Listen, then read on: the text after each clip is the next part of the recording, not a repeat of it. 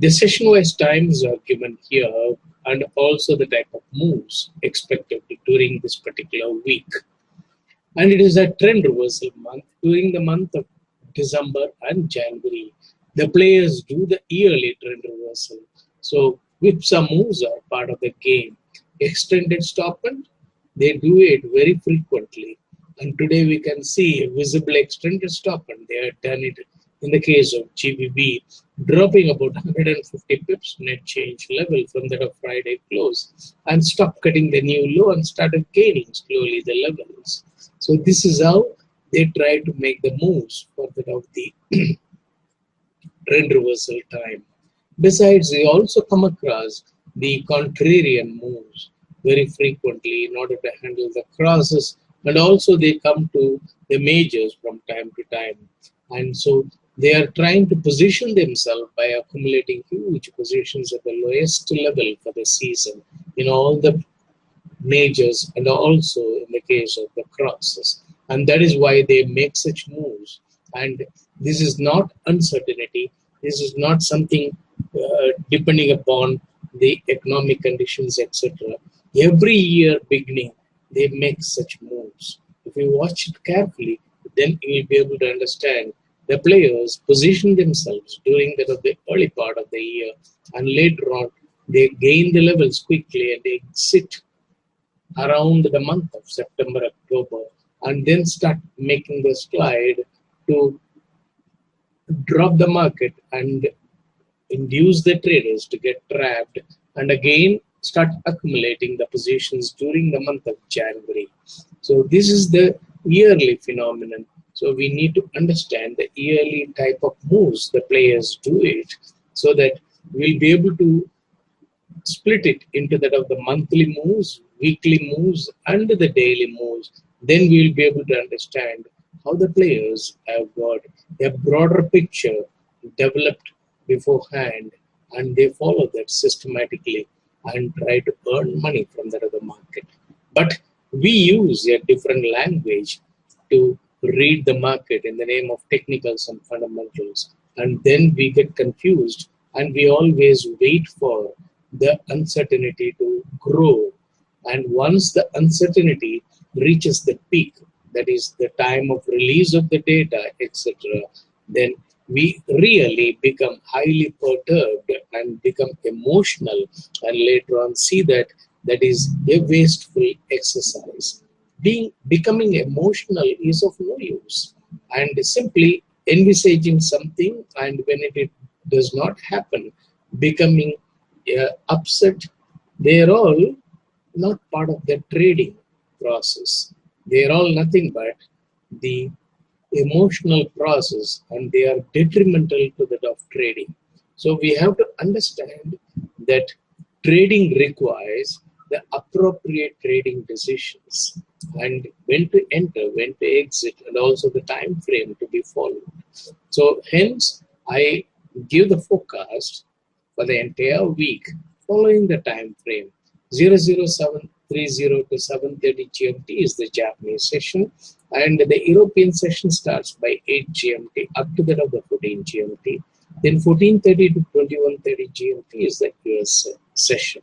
So you can call it as 3 different sessions because these are all the timings followed by the other players. So we need to understand on each day how exactly they are going to make the moves. So this forecast is based on the envisaged condition of the players' market moves.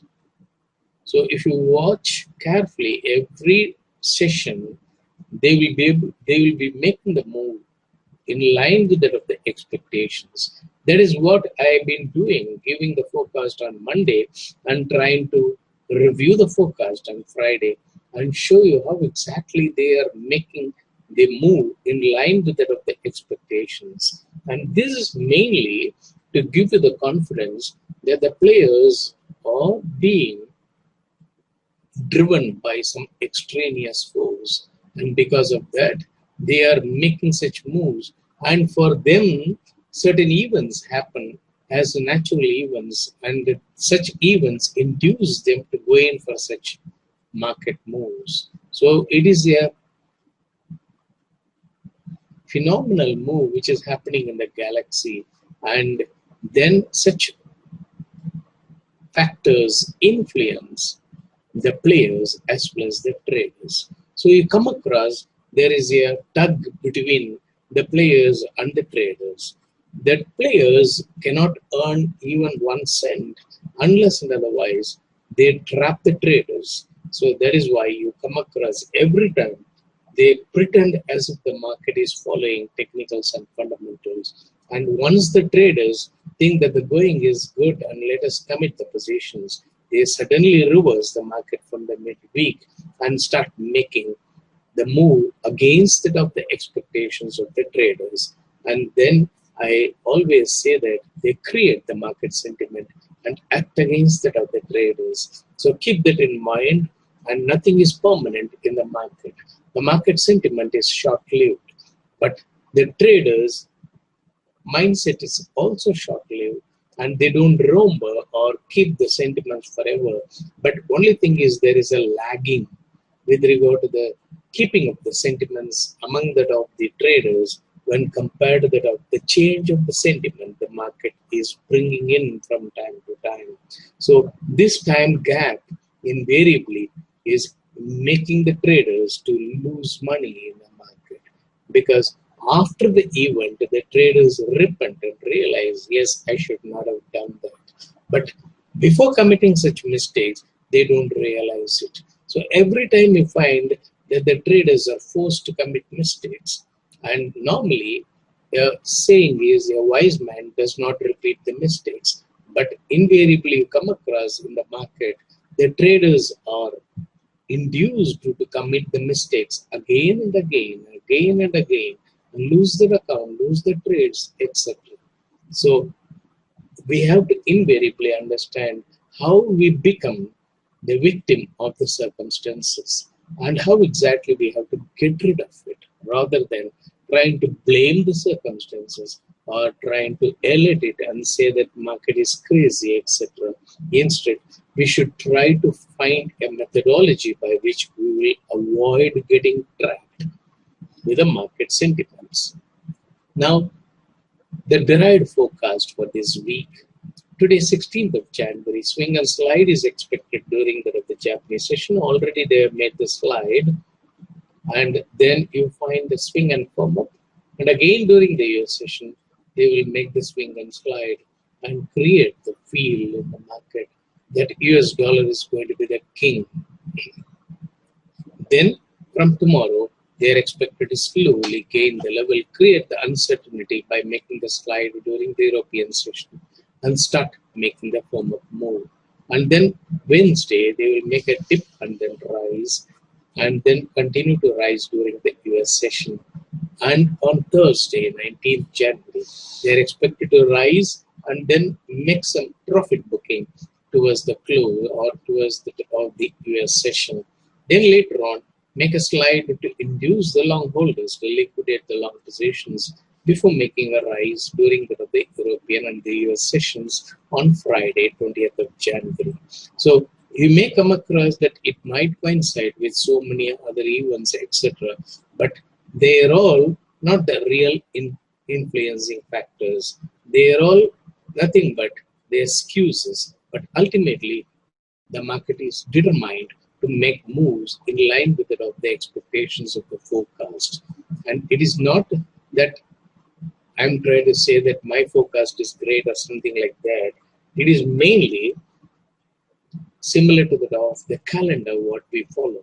And today we are on 16th, and we are definitely certain that tomorrow is 17th January. You know how certain we are. In a similar way, the forecast also gives the market expectations of the next day and the day after, etc.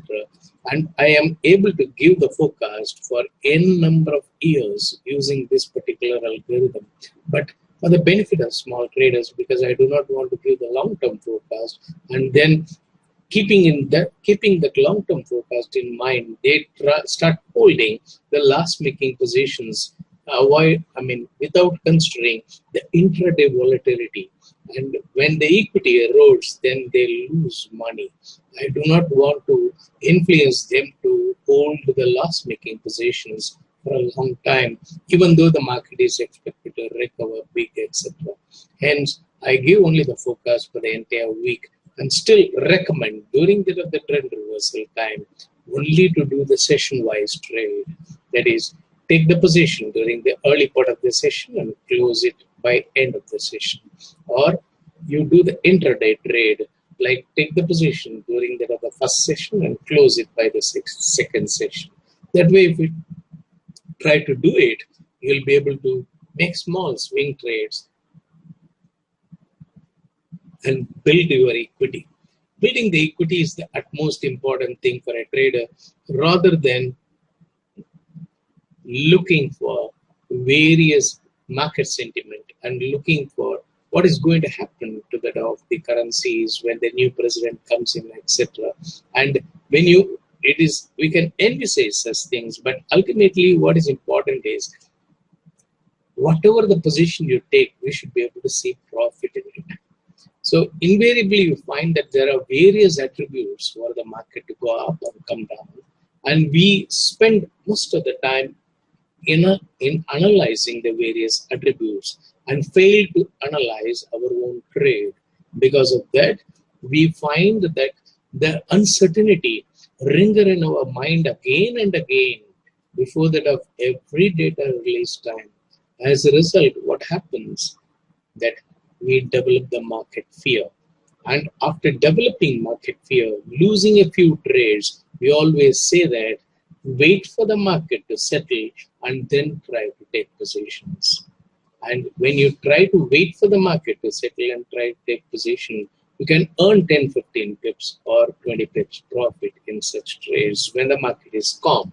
But actually during that of the data release time, you find the market is showing real volatile moves, and hence I've been giving the spike trade calls during that of the data release time so that we'll be able to really capture a big profit and be an opportunity trader. Wait for such events to happen and trade only during that time rather than trying to commit a position and wait for the market to move. And when the market is not moving, you lose your patience and cut the position. So avoid such things and be a smart trader and be an opportunity trader.